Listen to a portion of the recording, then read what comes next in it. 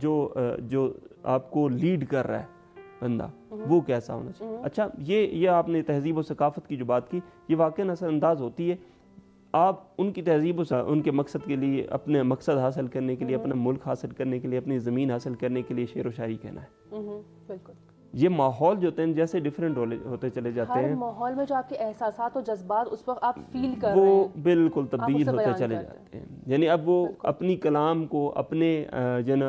انداز کو وہ اس انداز سے دیکھ رہے ہیں کہ ہم نے اپنے ملک کے لیے چاہے ہم زندہ رہیں یا نہ رہیں ان کا جو ہے نا ایم, ان کا مقصد, ان کا جینا مرنا وہ یہی ہے کہ اپنے لیے دفاع. تو اسی طرح علامہ اقبال کو اگر آپ دیکھتی ہیں تو انہوں نے اس موقع پر بھی فلسطین کا ذکر کیا ہے, اور آج بھی مطلب میں خالی ایک چیز چاہوں گی چونکہ ایک اہم موضوع ہے, ہم جو ہے وہ علامہ اقبال کی طرف آگے بڑھ رہے ہیں. میں چاہوں گی کہ اس کو ہم بریک کے بعد عزیز ناظرین آپ سب کو ہم خوش آمدید کہتے ہیں. بہت ہی خوبصورت اور اہم موضوع پر ہم گفتگو کر رہے ہیں, ثقافت, یا میں ثقافت اب نہیں کہوں گی, ثقافت سے بات آگے بڑھ کر اس ماحول میں جہاں پر وہ شاعر, وہ لکھنے والا شخص محسوس کر رہا ہے اس درد کو کس طرح سے بیان کرتا ہے, اس پہ ہم گفتگو کر رہے ہیں. بات کی آپ نے علامہ اقبال کی, ابھی ہم یہی بات کر رہے تھے فہیم صاحب, یعنی میں داد دیتی ہوں اس شخص کی ویژن کے حوالے سے, اتنا وسیع ویژن تھا. آج سے کئی سال پہلے ہم دیکھتے ہیں بہت سارے ایسے موضوعات پہ علامہ اقبال نے جو ہے وہ نگاہ ڈالی جس پہ آج اب جا کر ہم پہنچ رہے ہیں.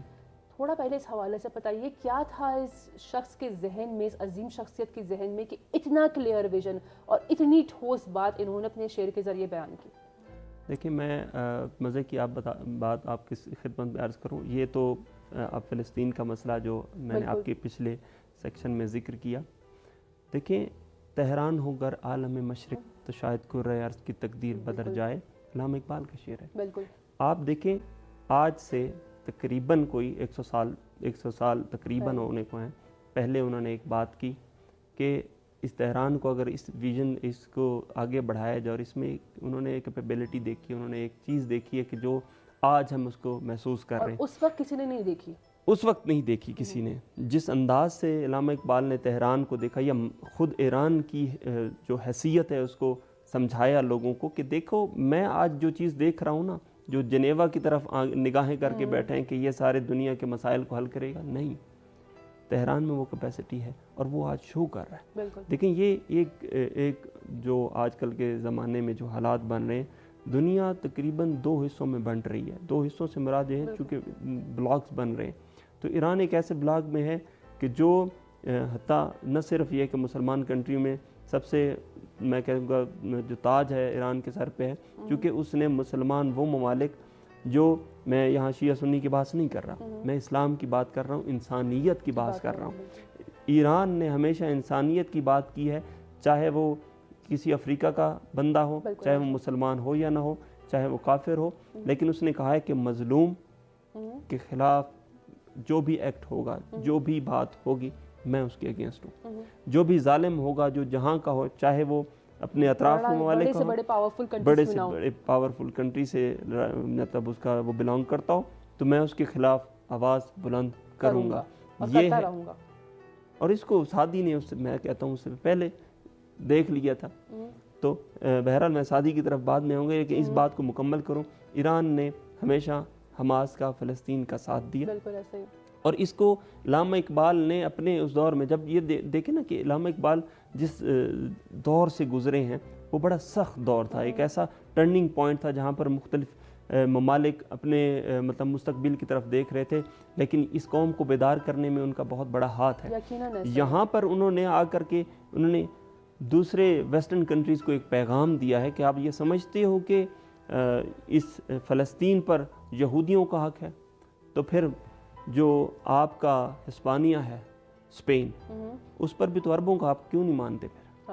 پھر؟ یعنی اس نے شعر میں کہا ہے خاک فلسطین پہ یہودی کا اگر حق ہے, خاک فلسطین پہ یہودی کا اگر حق, ہسپانیہ پہ حق نہیں کیوں اہل عرب کا. یعنی آپ ہیومن رائٹس کی بات کر رہے ہو اپنے شعر کلام کے ذریعے. جی, مطلب اپنی آپ دیکھیں کہ یہودی آج پوری دنیا کو اپنے بزنس کی لپیٹ میں لیا ہوا ہے. یعنی آپ کے مسلمان کنٹریز ڈر رہے ہیں کہ کہیں وہ ہمیں ہڑپ نہ کر جائے, کہیں وہ ہمیں نقصان نہ پہنچائے. اس لیے حالانکہ نبی پاک صلی اللہ علیہ وسلم اور خود قرآن میں اللہ تعالیٰ نے ارشاد فرمایا کہ تمام مسلمین مومنین ایک دوسرے کے بھائی, اب اگر مسلمان کا بھائی ہے تو آج مسلمانوں کو اس چیز کا احساس کیوں نہیں ہے کہ ان کے مسلمان، ان کے بھائی، ان کی بہنیں، ان کی جو مطلب ایک ایسا عظیم رشتہ کہ جس کو اللہ تعالیٰ نے خود قرآن میں مینشن کیا ہے، وہ کیوں نہیں اس کے لیے حق کی آواز بلند کر رہے؟ اگر آپ حق کی آواز نہیں بلند کر رہے تو مطلب ہم ظالم کا ساتھ دے رہے ہیں۔ یقیناً ایسے آپ کا چپ بیٹھنا بھی حق کے خلاف ہے۔ دیکھیں، ایمان کا کم ترین درجہ یہ ہے کہ آپ دل میں اس کی مخالفت کریں، جبکہ ایمان کا اولی درجہ یہ ہے کہ آپ ہاتھ سے اسے روکیں، دوسرا درجہ ہے کہ آپ زبان سے ظلم کو روکیں، اور تیسرا درجہ یہ ہے کہ اس کے اپنے دل سے جو ہے نا اس کو برا سمجھیں۔ اب مسلمان کنٹری کی جن کے پاس میزائلز بھی ہیں، جن کے پاس جو ہے میں کہوں گا نیوکلیر پاور بھی ہے، تو وہ خاموش بیٹھے رہیں، تو یہ کیا ظالم کا ساتھ نہیں ہے؟ بالکل۔ تو یہ جو کلچر ہم نے ڈیولپ کرنا ہے، میں کہوں گا کلچر یہ والا کلچر یہ کہتا ہے کہ آپ کے جتنے بھی دوسرے ممالک میں رہنے والے مسلمان ہیں وہ آپ کے بھائی ہیں۔ حتیٰ میں آپ کو ایک بڑا عظیم واقعہ سناتا ہوں۔ حضرت علی کی دورہ خلافت میں اپنے صحابی کو جب ایک ایریا کی حکومت دے کے انہیں بھیج رہے تھے، تو حضرت علی نے انہیں ایک بڑا میسیج دیا، اور انہوں نے کہا کہ اگر میں بھول نہیں رہا تو مالک اشتر تھے، تو انہوں نے کہا کہ دیکھیں اشتر، کہ آپ جس جگہ پہ جا رہے ہیں اگر وہ آپ کے دین میں آپ کے بھائی نہیں ہیں تو انسانیت میں آپ کے بھائی ہیں۔ دیکھیں ہیومینٹی کا آج کل جو بہت سارے ملک آواز اٹھا رہے ہیں اس پر، اس زمانے میں بھی انہوں نے اس چیز کو اپنے واضح الفاظ میں بیان کر دیا کہ آپ نے کسی پر ظلم نہیں ہونے دینا۔ الفاظ اور ایکٹ دونوں سے آپ نے یہ واضح نہیں کرنا کہ وہ شخص کہ جو آپ کے سامنے آیا ہے وہ اگر مسلمان ہے اور جرمدار ہے تو آپ نے اس کا ساتھ دینا ہے، نہیں، بلکہ اگر کوئی شخص مظلوم ہے اور وہ اگر مسلمان نہیں ہے تو آپ نے اس کو اسسٹ کرنا ہے۔ انسان تو ہے۔ یہ ہونا چاہیے کلچر۔ صرف کلچر یہ میں نہیں سمجھتا کہ کپڑے اچھے پہن لینا، یہ تھوڑا سا ڈیفرنٹ لباس پہن لینا، ہاں ٹھیک ہے، ایک دور میں اس چیز کو ہم سمجھتے ہیں کہ اس کی ایک ویلیو ہوتی ہوگی اور انسانوں کی شناخت ہوگی، لیکن آج صرف دو چیزیں میں سمجھتا ہوں کلچر اور ثقافت میں، وہ ہے کہ ظالم کے خلاف اگر کوئی حق کی آواز بلند کرنے والا ہے، اور دوسرا ہے ظالم۔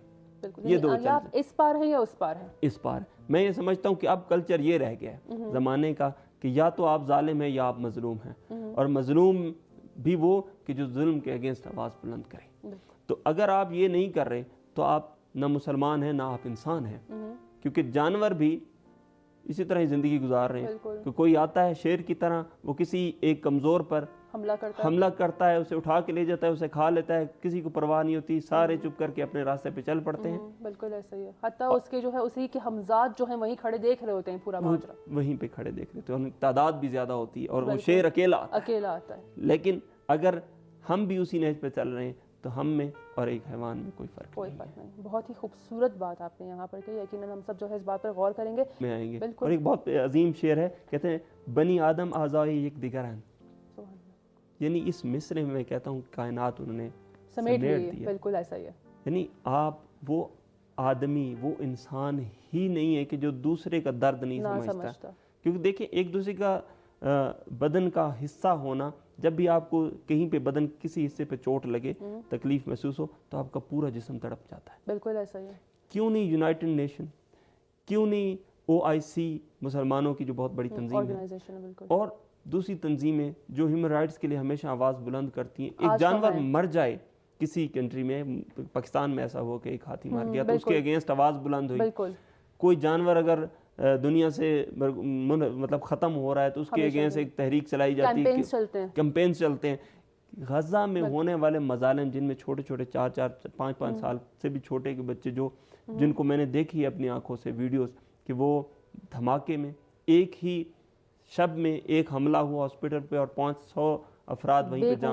وہ شہید ہو گئے، اس کے خلاف یونائٹڈ نیشن نے کوئی ایکشن نہیں لیا۔ بالکل۔ خالی وقت ہمارا ختم ہو رہا ہے، ایک جملے میں چاہوں گی سمیٹ لیں اپنی گفتگو کو، چونکہ یقیناً بہت گہری گفتگو ہے، اس بات میں کوئی شک نہیں، لیکن وقت کی کمی کی وجہ سے میں یہ کہوں گا کہ اگر آپ آواز بلند نہیں کر سکتے تو یہ تو کر سکتے کہ ان کی جو پروڈکٹس ہیں ان کو لینا بند کر دیں، بالکل ان کے لیے ان کو مدد نہ کریں، لیکن کم سے کم یہ تو ہے کہ خوش تو نہ ہوں، اپنی خوشیوں کو منانا چھوڑ دیں، بالکل ان کے غم میں شریک ہو جائیں۔ بہت شکریہ آپ کا فہیم صاحب، آپ تشریف لائیں، بہت ہی اعلیٰ